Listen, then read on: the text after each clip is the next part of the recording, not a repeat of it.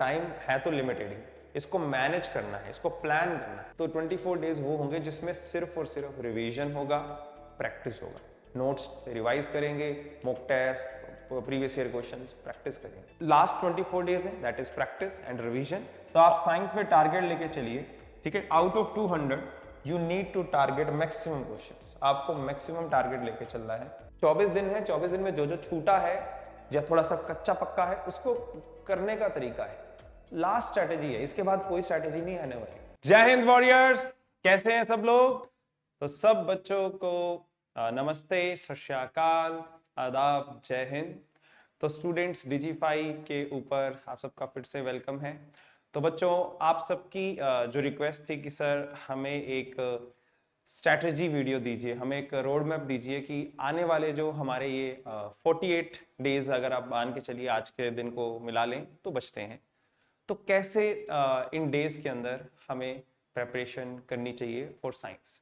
तो आज जो है बच्चे, आज का इस वीडियो के थ्रू हम दोनों चीज़ों पे फोकस करेंगे, मतलब दोनों तरह के स्टूडेंट के ऊपर फोकस करेंगे।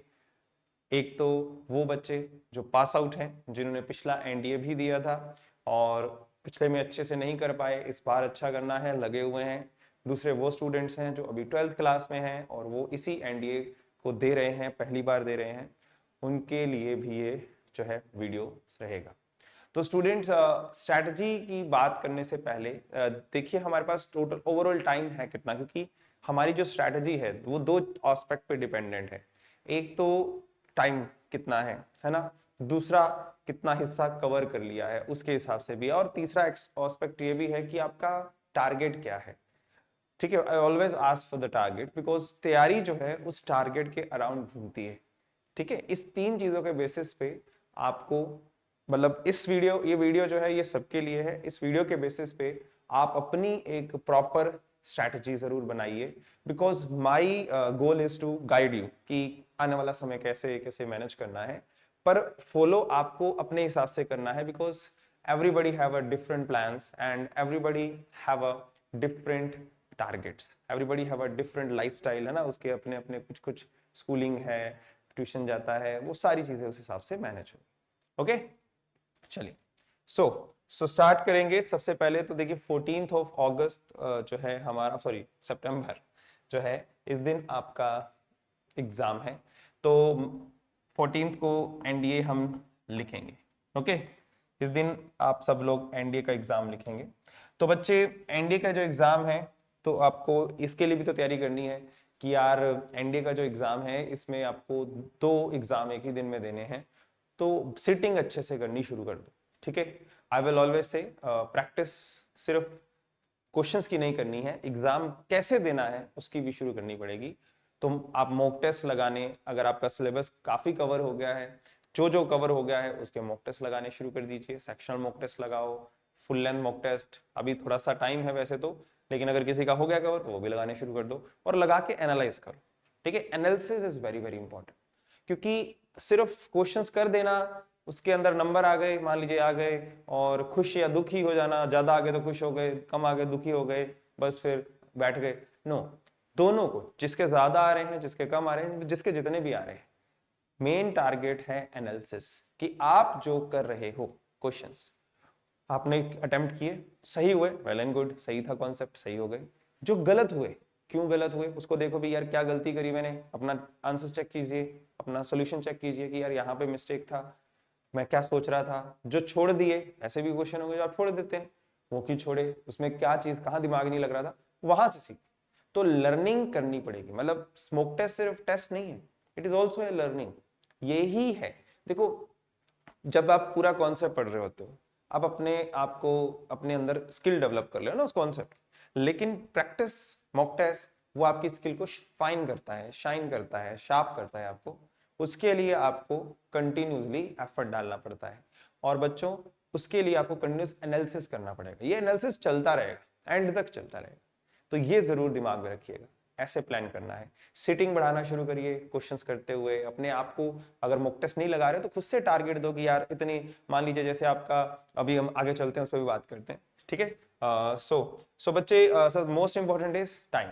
सो टाइम इज नॉट, मतलब is our what we can say that right now it's not a friend, because अगर आपका सिलेबस बहुत ज्यादा पड़ा हुआ है तो टाइम नहीं है।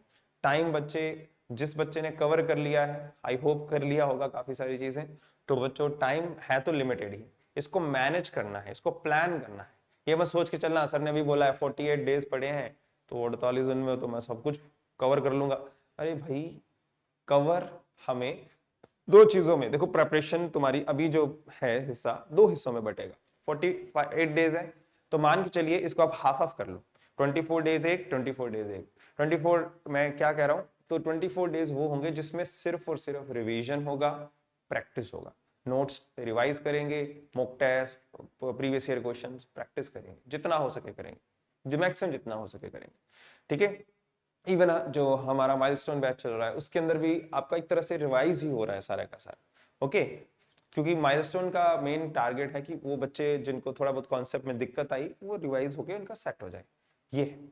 ओके, और बच्चों बाकी जो लास्ट 24 डेज है that is practice and revision, और बिफोर 24 डेज वो अभी आपके पास है, उसमें आप जो जो कॉन्सेप्ट पेंडिंग है खत्म कर दो, हवा हवा कर दो उसको। पेंडिंग रह गया तो पेंडिंग रहने देना, उसको आखिरी के 24 दिनों में कवर करने की कोशिश करोगे तो ना तो रिवाइज और प्रैक्टिस करके तुम्हारे पिछले कॉन्सेप्ट अच्छे हो पाएंगे, वो भी नहीं हो पाएगा, तो लटक जाएंगे। ठीक है, so that should be the goal. आपको डिवाइड करना है, हाफ हाफ में डिवाइड कर लो, 34 20 18 डिवाइड कर सकते हो, जैसे तुम्हें जितना टाइम चाहिए, मतलब पर मैं मिनिमम जो है आपको 25 दिन तो चाहिए, 24 से 25 दिन आपको प्रैक्टिस के लिए चाहिए, वो करनी पड़ेगी, उसके बिना गाड़ी नहीं चलेगी। स्पेशली मैथ्स हो गया, फिजिक्स हो गया, यहाँ पे तो बहुत ज्यादा सॉरी चाहिए, प्रैक्टिस चाहिए ही चाहिए, ये आपको दिमाग में रखना है। ओके, या सो बच्चों, नैन वन मोर थिंग, साइंस को बहुत सारे बच्चे लाइटली भी लेते हैं, है ना, तो कईयों के दिमाग में रहता है सर साइंस तो 10th लेवल की आती है, तो सारी साइंस 10th की नहीं आती, फिजिक्स 12th 11 12th का आता है, अच्छा कॉन्सेप्ट आता है। मतलब देखो रेशियो होता है, ठीक है, आपके पास 100 मान लीजिए 100 मार्क्स है फिजिक्स के, या बोलेंगे 100 मार्क्स है ना, तो 100 मार्क्स में से कई बार क्या होता है कि 60% वो क्वेश्चन 10th लेवल पूछता है, 40% वो कॉन्सेप्ट जो यूज करता है या क्वेश्चन भी कई बार पूछ लेता है वो 11 10th लेवल पूछता है। कई बार ये रेशियो उल्टा पुल्टा भी होता है, कई बार होता है कि 80% क्वेश्चन 10th लेवल पे आ रहे हैं, 20% फिजिक्स 11 12th पे आ रहे हैं, कई बार उल्टा हो जाता है, है ना, 20 80 हो जाता है। 2023 2024 का जो वन था, एनडीए वन था उसमें।